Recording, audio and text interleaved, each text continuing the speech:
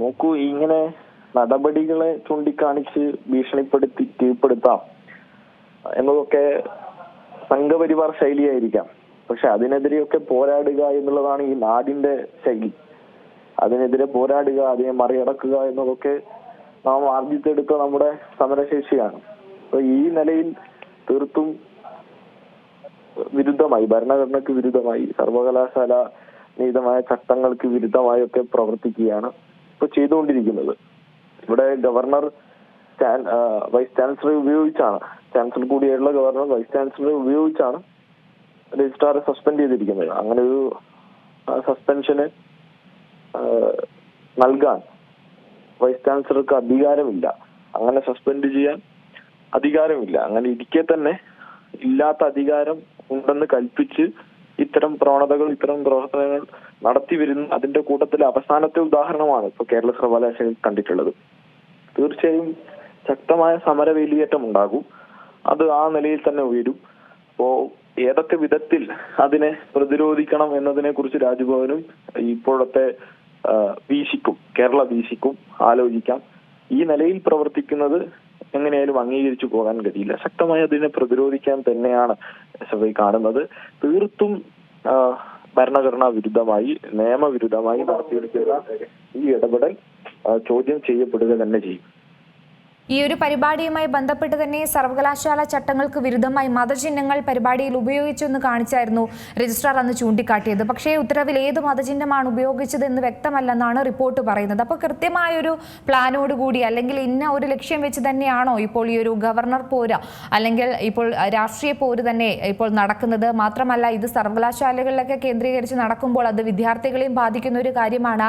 മറ്റൊരു തലത്തിലേക്ക് പോവുകയാണ്. വിവാദം വിദ്യാർത്ഥികളുടെ ഇടയിലേക്കും വലിച്ചിഴ ായിട്ട് തോന്നുന്നുണ്ടോ?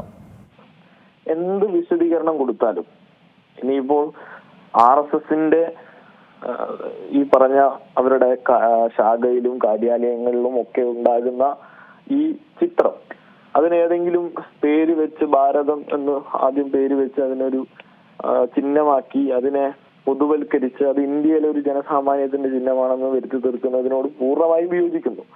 അതങ്ങനെയല്ല, അങ്ങനെ ഒരു സങ്കല്പം ഇന്ത്യക്കില്ല. അത് ഉണ്ടായിരുന്നത് അവനീന്ദ്രനാഥ ടാഗോർ ചരിത്രത്തിൽ സ്വാതന്ത്ര്യ സമരകാലത്ത് മുന്നോട്ട് വെച്ച സങ്കല്പമാണ്. അത് ഇതുമായി യാതൊരു പുനബന്ധം പോലുമില്ല.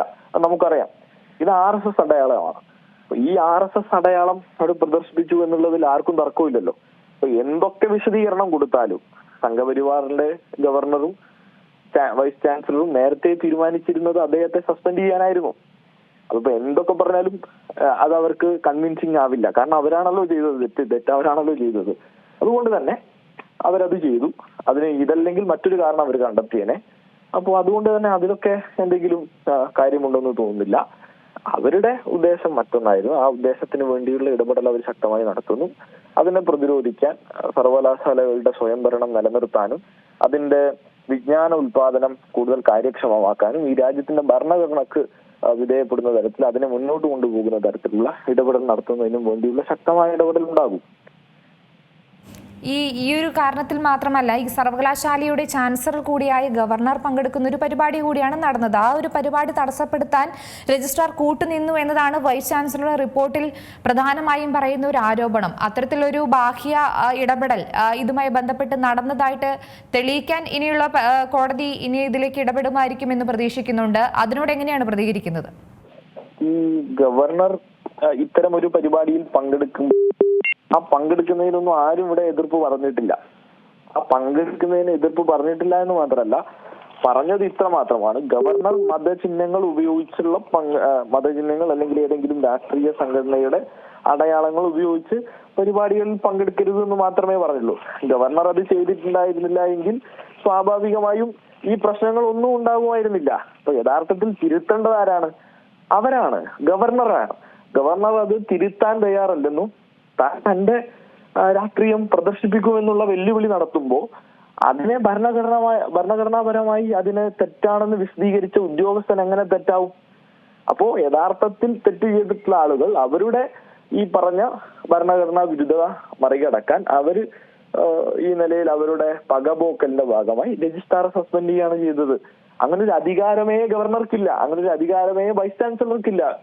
അത് സിൻഡിക്കേറ്റിന് യോഗം ചേർന്നും മറ്റൊക്കെ തീരുമാനിക്കാനുള്ള കാര്യങ്ങളാണ്.